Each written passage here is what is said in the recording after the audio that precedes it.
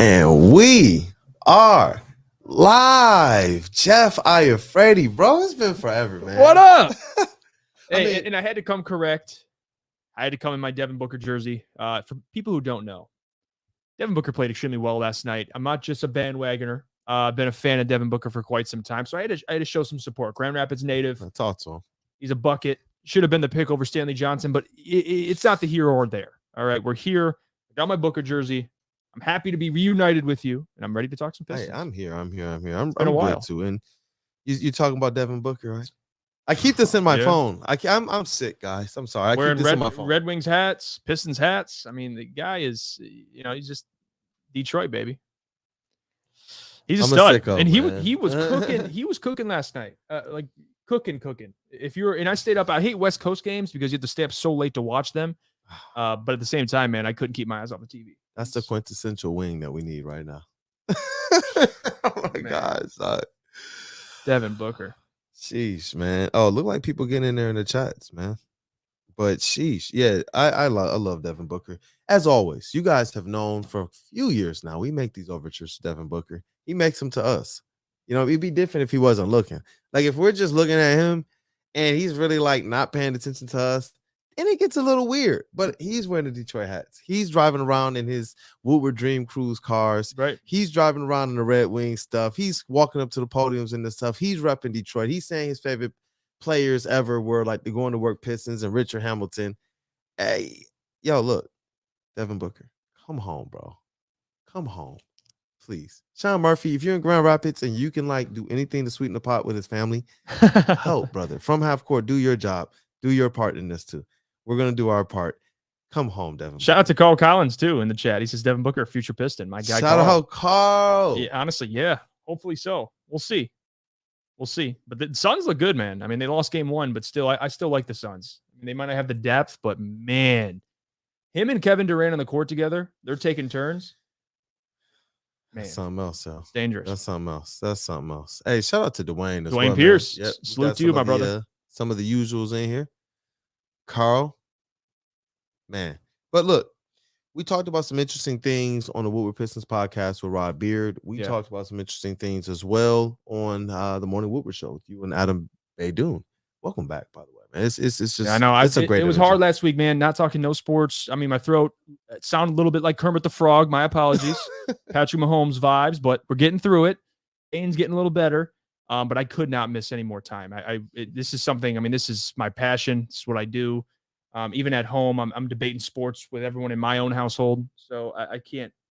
I live, eat, breathe this. So I had to come back this week, and even though it's been a little bit of a struggle, I'm just happy I'm back, man. I miss you guys. I was tuning in all week to all Woodward sports content. You and Rod. I mean, I was locked in all week, man, and it was hard. It was hard being at home. I hate it. Yeah, it sucks. Like being on IR. It's like, I want to be on the court. I want to go play. No, we were thinking about you too. We were thinking about you. You know, Rod wanted to make sure that he gave you the shout outs. He wanted to make sure it wasn't too bad. He actually seemed like he cared. Yeah, Rod, I love Rod. You know what? No, man. Then he saw you had on a shirt and everything, the Woodward Pistons shirt. Had to. He was like, yo, look at him repping the brand. Look at him repping the brand. So I was like, hey, shout out Woodward Pistons. Hey, and as well, guys, look, before we kind of jump into this thing, go and you see this right here, Jeff and Gentry show. Shout out to our homie Mike Gentry. You talk about somebody who actually was supporting like Woodward Pistons and still does from behind the scenes. But now Mike Gentry, he is a Woodward sports beat reporter for the Detroit Red Wings. He's been on the grind. He still supports us when he can. We got a lot that we want to do this summer. And that is Jeff's co-host on the Jeff and Gentry show. And when you tell him a little bit about it. Yeah, go check it out. Jeff and Gentry on YouTube. We cover, I mean, it's all Detroit sports. But what I love about Woodward Sports too is all beat writers. We're all in sync. Like Mike, he covers the Red Wings. You cover the Pistons. I mean, everyone is in sync at the same time. So I love it, man. People cross-platform. You got Mike. You know, me and Mike talk about the Pistons. You might see him on a couple appearances. So we're cooking up some things. And I love it. And it honestly gives the people, I think, the best of all worlds with sports. You get your coverage, you get your opinions, you get your reporting, you get your news. So let's get into it, man. I don't know where to start. I think we're gonna start with this Jaden Ivey beef. Rod and I talked about it, and obviously we've been kind of preparing for this for some time for Jaden Ivey to get host. We saw Kay Cunningham do it, and there was an interesting wrinkle here that I also wanted to bring up before I kind of let you sound off. And that's this. Is what's going on right now going to change the trend that we saw in the NBA of guys coming in and just playing good enough to win a rookie of the year, but they're not really doing anything else? Is this going to make these guys who are getting drafted this year say, you know what?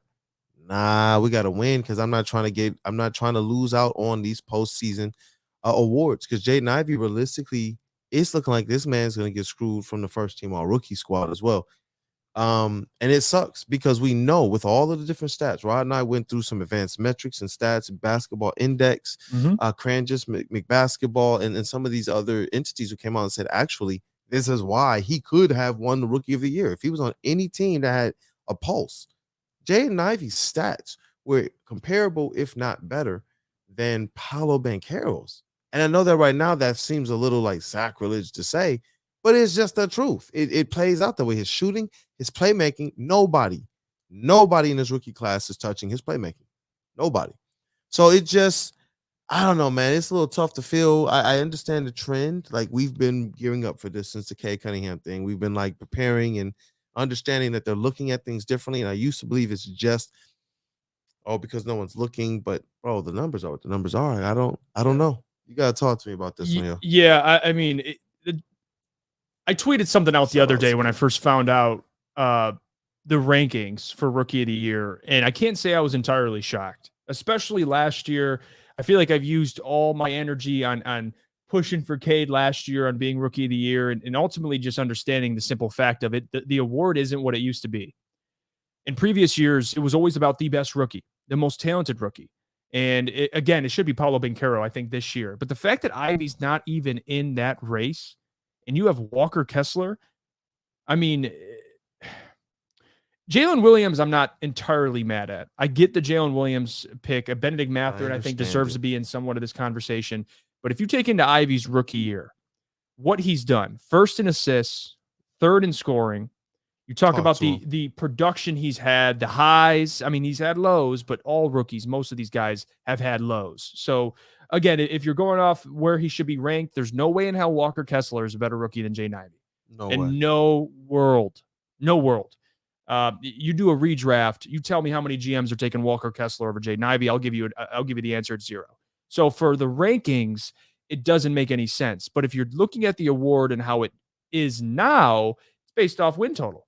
The Rookie of the Year award has now become the most valuable player award. That is how they're basing it off of. It's not just your talent. It's not just your stats. It's not just your skill. It's also your team, which doesn't make any sense, quite frankly, because if you're a top draft pick, typically you're going to a bad situation. Now, Paolo being a little bit of the exception, it's a situation with a lot of talent. They missed out on the play-in, but they still won 30+ games. The Pistons without Cade, Jaden Ivey lost the race before he even got in the race. Like, without Cade, the race was over. You weren't winning 30 games regardless. Even if Ivey played exceptional, there's no way in hell he would have been mentioned on this list. So, again, it's unfortunate. I'm not surprised. This is how the NBA is doing it now, and I disagree with it completely. I hate it.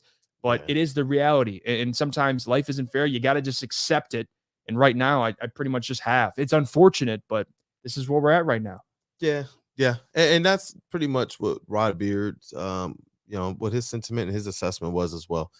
Like, there's a lot of people who just are not looking at the teams that are not worth looking at. The context. It just, even if you're not looking at the situation, or let's say you're just looking at skill level, right? Like rookies, you'd go Paolo, and then Ivey. Like, because Chet didn't play. I mean, Benedict and Jalen Williams, these guys are nice. They're in that conversation. But in terms of dynamic, the ability to affect the game in multiple ways, his athleticism, how dynamic he is, his passing, his ability to finish at the rim. And honestly, you've seen his game even develop. We talked about him adding a mid-range jumper. Yep. He's added things into his game. He's taken that step. I know his defense dropped his 3-point percentage, quite frankly, was better than I expected it would be. That's the whole point of your rookie year, to get better. And if we saw Ivey during that last stretch of games, Brandon, correct me if I'm wrong, he looked better. So I hate it personally, not rewarding a player for making progress, despite what the team does, because Ivey, we know it wasn't Ivey's fault they were losing games. We know it wasn't Ivey's fault he was losing games. So I don't think you should hurt a player for that. But what do I know? I don't vote for the Rookie of the Year award. And if I did, it wouldn't look anything like this. So Hey. Walker Kessler would not be in my top 3 rookies to win Rookie of the Year. I'm sorry. No. And shout out to Rob. He said, shouldn't Rookie of the Year consider player development because Ivy developed the most of every rookie? It's a great point. Yeah. And that's a great point. Like Walker Kessler, game 1 was the same Walker Kessler as game 82, essentially. I'm sure he picked up more experiences, it picked up little things, but it's not like Walker Kessler came out and showed the league why they should have they passed on him. Like, come on. Bro, it's ridiculous. Ivy's last 20 games of the season were something phenomenal. I mean, just his full, rookie season stats were like, wow, he passed the expectations. He passed what people had set before the season. And then in the last 20 games, he showed, actually, I'm a little bit more than what any of you guys thought. We had questions for him that we wanted him to answer. Not, can he do this? It was like, yo, he hasn't been asked to do this. Right. We haven't seen him in a position to actually be a relief or an equal to Cade Cunningham. We haven't seen him in this type of a position before, and we wanted to see him. And the Pistons gave him the reins. For as much as people say that Casey, before we saw Cade, before we saw Duren, before we saw Ivy, they said what? Casey is not being, he's not really getting the rookies out there. He's somebody who's restricting them or holding them back or whatnot. Nah, look, if they're worth it and they're putting in the work and they have less that they have to work on as it relates to confidence, as it relates to their skill on the court, as it relates to understanding the concepts and NBA spacing and such, he's letting them go. Cade Cunningham went out there and proved exactly what he is.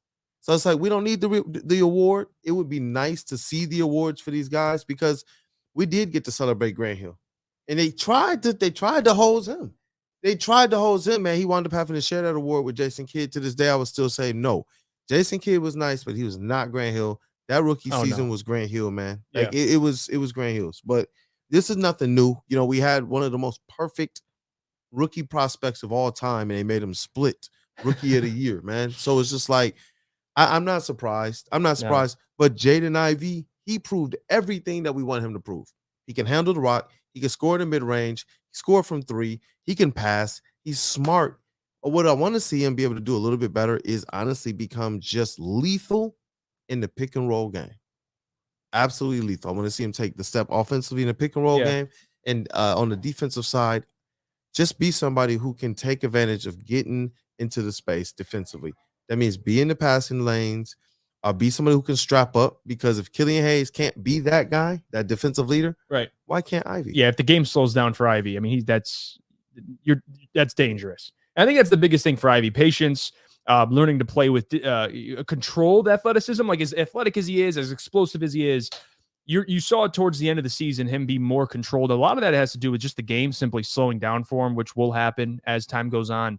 But again, I don't really care about this Rookie of the Year award. I mean, Cade Cunningham last year, what he did in the month of March, like, if that couldn't win him the Rookie of the Year award, I don't know what could have, honestly. And now that Ivy didn't win it, it's like, hey, not shocked, but it is what it is. My 3 rookies, if I had to do my own top 3, I don't have a problem with Jalen Williams. If you want to put him in there, I would just put over Walker Kessler. It's no questions, Jaden Ivey. Like, I would probably go Paulo, Jaden Ivey, and then Jalen Williams. If you want to throw Benedict in there, that's fine. But those 2 or 3 players, no question. But again, who am I? There goes D-Mac, my guy. Welcome back, D-Mac. But still, it is what it is. It's embarrassing. But Ivy, not worried about him. And you look at players that, missed out on Rookie of the Year awards, a lot of them ended up being okay. Yeah. So I'm not too concerned about it.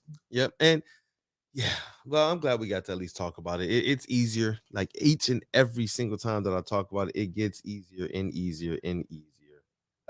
Hold on, man. Hold up. No, Shout out Alan Lee. All right, Alan Lee, pause. I like Jeff's new voice. Well, you know what? I don't know how to respond to that, Alan Lee, but I love you too, man. All right, I don't know. Right. Yo, it's a family here. You know what? I'll just take it as I appreciate that. I love it. I had to throw that one up. I don't know if I should be happy or put a restraining order on you. I don't know, but I appreciate the kind word. I'm just messing with you, Alan. Appreciate you tuning in, bro. Thank you all for the support, man. But look, obviously Jaden Ivey is going to be a big part of what this team is going to be doing for a long time. And that's the hope. That's what he's saying he wants. That's what the organization has at least said they want. But what's the strategy to get them there? They're on the search for a coach. They're on a search to fit certain roles. Obviously, Weaver identified the wing position as being a 3-and-D wing, specifically as being the biggest hole. And as well, If he can have 5 creators out there, he would love to have 5 creators out there. Again, tapping into that basketball IQ. We see Durham being able to pass, James Wiseman being able to pass, a lot of these guys being able to create. As relates to your, coaching outlook and as relates to your free agency outlook, we'll start with the coaches, I guess. Okay. I kind of know, and we're kind of in lockstep with what we want from the free agent standpoint. But coaches, if we just have a few minutes, who are you looking at, man? Who's interesting you? So I'll give you my top 3 because we covered this on From Half Court. You can go check that out, From Half Court on YouTube. Me, Sean, and Troy talked about it on this week's pod. Shout out to Sean, my dog, and Troy. Right. But we discussed the candidates. Sean, went through them all. We kind of gave our personal takes on them. For me personally, my ranking, I'm the most intrigued with Ime Udoka, if I'm being honest with you, because there's a track record there. The only thing that concerns me, especially with what's kind of going on behind the scenes with Rob Murphy, are they going to be confident enough to bring in a guy like that with that type of baggage? I don't know. Now, to me, it'd be worth it. They interviewed him when they interviewed Dwayne Casey. He came in second. So it's an interesting storyline there. But the other guys, I would probably go number 1, Ime, just because of, again, you have a resume there. He's been to the finals. I don't really not much to say. Number 2, it would have to be Charles Lee. Because Charles Lee, to me, is the most intriguing because he's super well-spoken, super intelligent, is a part of Budenholzer's staff, even dating back to Atlanta, has worked with a ton of bigs, Al Horford, Paul Millsap, Giannis, Brook Lopez. Like, if we're talking about getting the most out of your bigs, Charles Lee is the guy to talk to. And on top of that, what are the Bucks great at the last? Versatile bigs at that. Yes, versatile bigs, but what if the Bucks been excellent at over the last couple of years? They've been a good team defensively. That is what Troy's also looking for. So if you bring in a guy like Charles Lee, comes from the pedigree of Budenholzer, good offensively, tough defensively, I think he fits the mold. He'd be a first-time head coach. Again, young guy, can relate to players. I like Charles Lee a lot. He intrigues me, and he comes from an organization that's a top of the conference you're trying to get through. So if anyone's going to know the Bucks better, it's probably going to be Charles Lee. So again, if you look at the track record of the assistants that have come from Budenholzer's staff, it's a pretty good track record. I mean, you got Taylor Jenkins with the Grizzlies. You got Darvin Ham with the Lakers, 2 pretty good coaches. So again, I like Charles Lee a lot. Number 3, this one, I could go a lot of different ways. Personally, I would probably go Stackhouse just because it's the most intriguing. And again, there's the Pistons ties there, all that stuff. So, but you can also go a couple different directions here. Jerome Allen, you brought up today in the morning show. I think that's a great one. You could bring in who's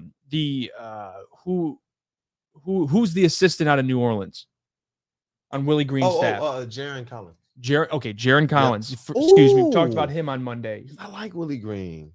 Willie Green, obviously Detroit product, but still, yes. Collins is picking up anything because he was a part of the coaching staff with Golden State, won some rings. We know how good offensively Golden State's been, but defensively is the most intriguing. So that's an intriguing one. If I'm Troy, let's just put ourselves in Troy's shoes real quick. What he's looking for, it's got to be someone he's closely tied to, someone he's familiar with, and somebody that checks all these boxes he's looking for. To me, that might be a guy like Charles Lee. Honestly, like he checks a lot of those boxes, even dating back. I mean, you usually typically general managers, you're interviewing guys you have a relationship with, you have a history with, you've worked in different organizations with. Brian Keefe, another one, assistant for the Nets.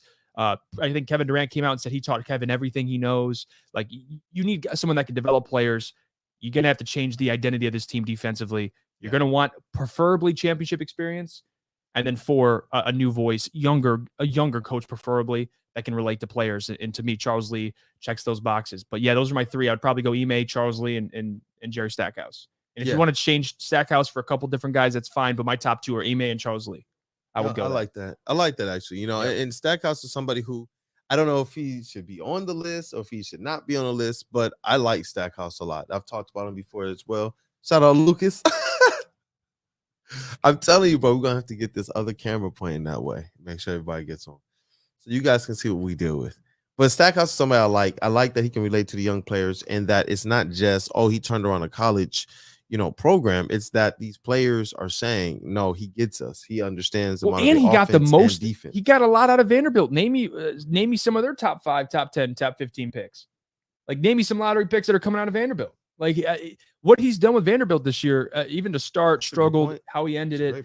who knows what Jerry Stackhouse his future holds, but I like it a lot, man. He's a very genuine human being. Like we met Jerry one time. He came in, showing off the teal colors. Great human being, like just an excellent a guy that you could see leading an organization. So Jerry Stackhouse, he was on Dwayne's staff in Toronto, coach of the 304, the Raptors, the G League team. He's got experience in the NBA. I'm curious what Jerry wants to do though. If he wants to stay in college or make that jump this year. We'll see. Yeah, it looks like the people like Jerry Stackhouse too. He's somebody I like. I didn't mention him this morning because I felt as if he's just off the list. I feel like he probably will stay at Vanderbilt. Izzo again. When I know Goris made that run at Tom Izzo, and I'm not saying that Jerry Stackhouse is of the ilk of Tom Izzo or has the the teeth in the NCAA basketball as Tom Izzo, but obviously with what he's doing, being so new there, he's stating, hey, I'm kind of in this place right now. So yeah, but that would be partly a dream. I really like Jerry Stackhouse. I'm with Chuck here, man. I like Stackhouse. Every time I hear him speak, I'm impressed. Yeah. And we know the type of basketball player he was. He was relentless. We saw him here in a Pistons uniform in the teal the first time around, and he was absolutely relentless. Nobody was going to stop Jerry Stackhouse, and he would fight you. He had that bad boy spirit in him.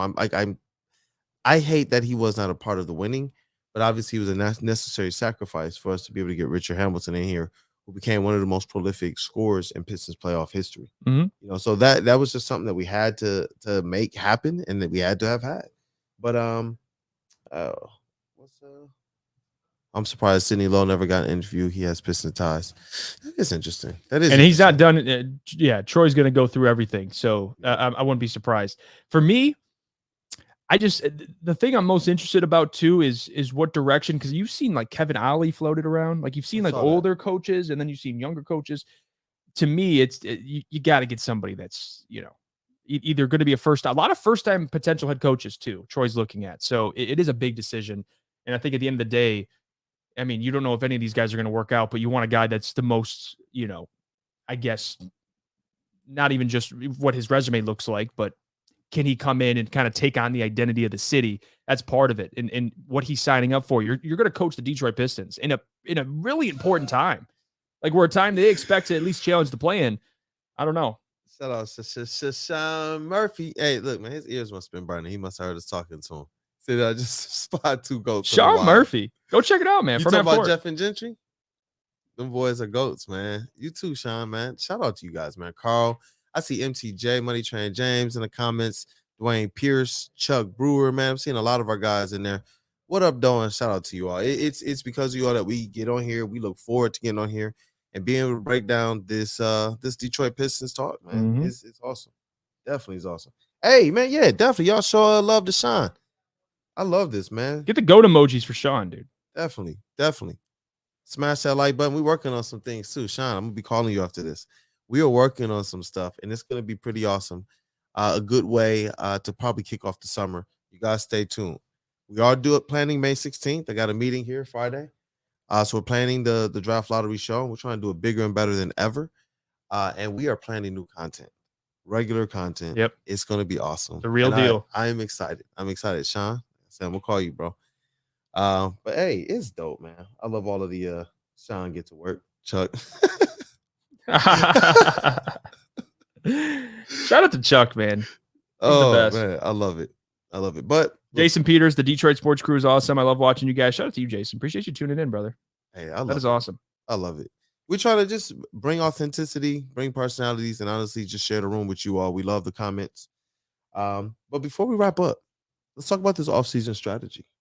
Troy's talking about 3-and-D wings. He's talking about creatives, and we know that he loves bigs. That basically means he's willing to add talent anywhere and everywhere this team could possibly do it. Right. But as it relates to the 3-and-D wings, which he said is the number one tool that they don't have yet, they believe that Isaiah Livers is inching towards that, but they need more of that. Yeah, it's just him. Yeah, we agreed on, let's see, what's those 3 names again? So even the crazy part is we're in lockstep mentally, even when we're not together. I was on the morning show this morning, and my 3 guys I brought up, ideally, that I would like the Pistons to pursue: Jeremy Grant, not in any specific order, just naming them. Jeremy Grant Williams, and this is pre-draft, by the way. You got to give me some slack here. We don't know if they're going to get Victor. You don't know if they're going to get Brandon Miller, my guy Brandon Miller, but there's a lot of things that can happen. But just Jeff is being humble. He knows way too early. He knows we're getting Vic. Way too early. Yeah, I wish I did. I wish I could look at a crystal ball and see Vic in there. But way too early free agency predictions. Cam Johnson, Grant Williams, Jeremy Grant. Those are like That's it. any of those three. That's So it.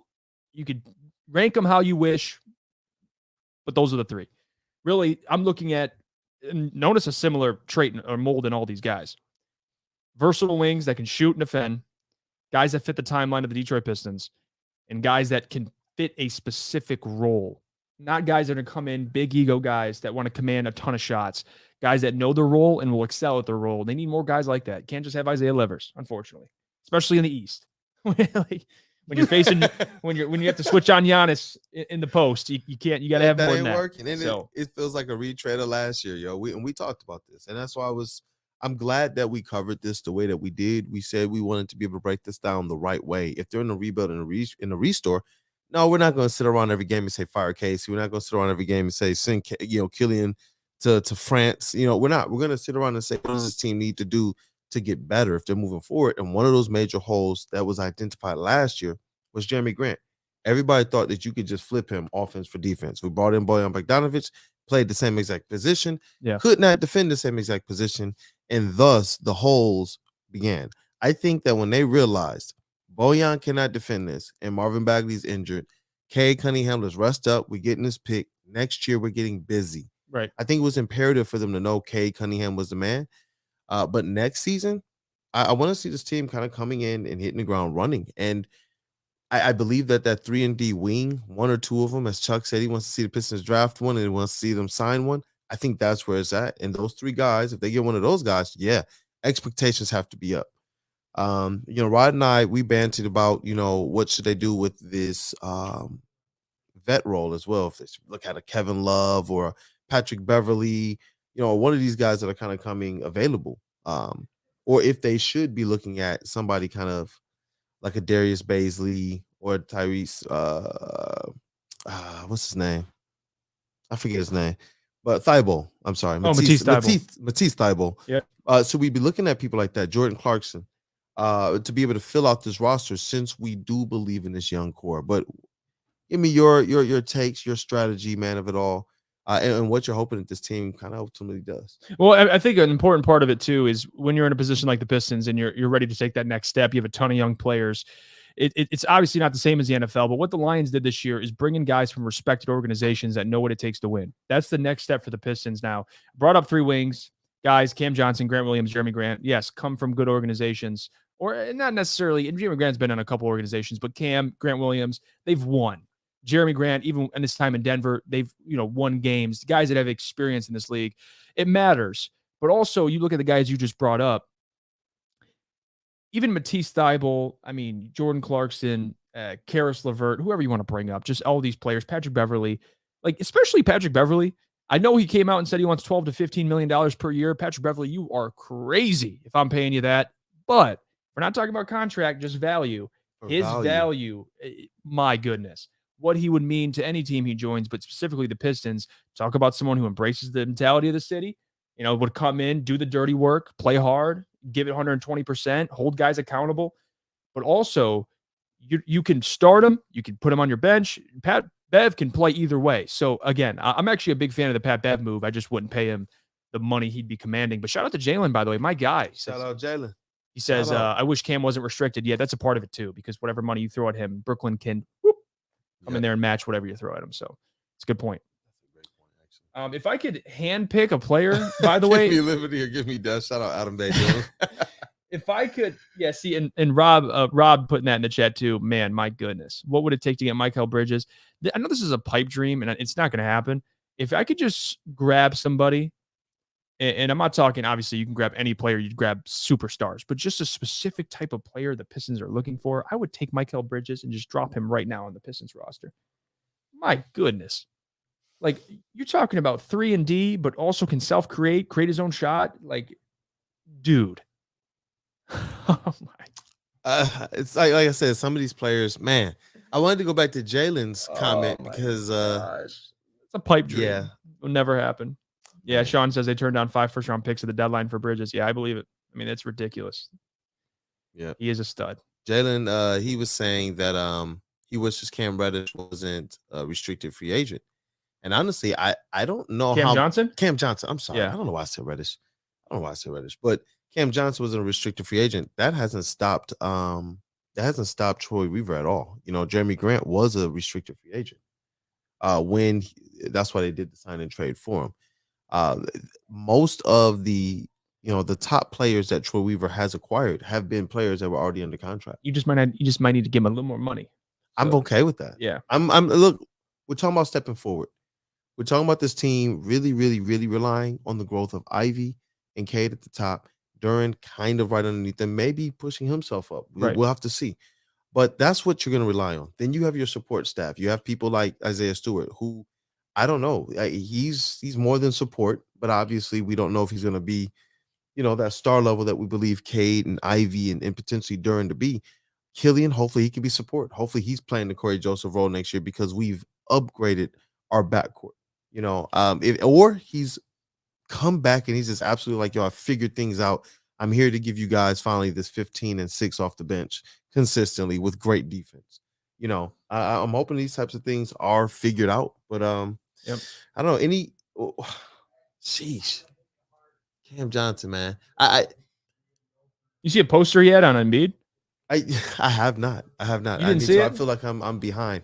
It's been a crazy time. Yeah, Cam Johnson. I like Cam Johnson a lot. I don't know if I'd pay him. Yeah. I'm trying to. Him being restricted doesn't stop anything, but he has to be the guy that you think will really bolster this team into winning. Like Adam was saying, will this team be winning in 4 to 5 years? In year 4 to 5 of the restoration, which is next year and the year after. Does he do that? Is he a player that helps put the Pistons in that type of a position? And Jalen, he says he's my favorite 3-and-D guy. He's young and he's had playoff experience. It'll help. He'd be a young vet in a way. Yeah, absolutely, Jalen. And that's the same points we kind of made earlier about Cam. It's like it knows what it takes to win. It's been a part of teams. It's been a part of a team that went to the finals. Would excel at his specific role. Can defend. Can shoot. He had 50. I mean, he can get hot at times. But he's also.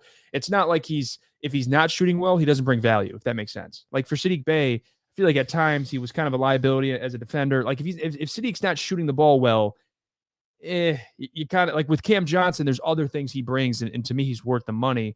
The question is how much money, and that's what we're gonna have to find out. Shout out, Sean. He texted me the Cam Johnson dunk, man. Yeah, shout out to Sean, by the way. Look at the dunk. Go see it for yourself. See it for yourself. Let me see this real quick. Let me see this. Putting it on Embiid's head. You know what? I did see that. I'm tripping. And he stared him down. Goodness. And he stared him down.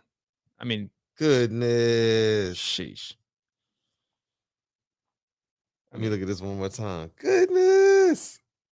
I like it. It's tough. And you know what's funny?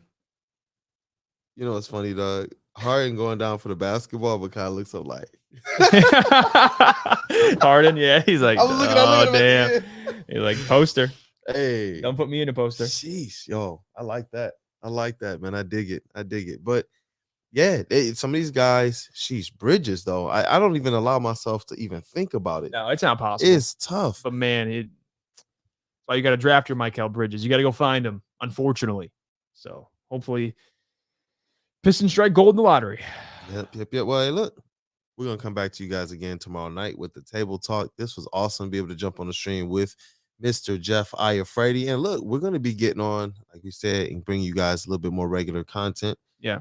And as I heal up, I want to start popping in on more table talks with you guys. Definitely. Yeah, because once the voice gets 100%. Definitely. And man, your seat is always there. I'm always coming, yeah, for sure. But hey, look, any last words? No, I think we got everything out. Appreciate you, brother. Hey, definitely. Listen, since you're here, let's definitely do this. Let's do this drum roll for Rod Beard. He'll love it, man. He'll see you later. The GOAT. Yes, sir. Hey, yo! Shout out to the legend, Detroit News, Rod Beard. Hey, and thank you for everybody for being here. Shout out Carl. Yeah. Shout out Sean Murphy. Shout out Adam, Jalen. Some of our teammates at Woodward Sports and on the Woodward Pistons team as well. It's always good to have their support, and everybody else in the comments. Some of the regulars, Chuck, Money Train James, that Dwayne. Smelly guy, Adam Baydoun. It's awesome, man. Definitely go and hit the like button, share it. We appreciate you all being here. So next time, y'all.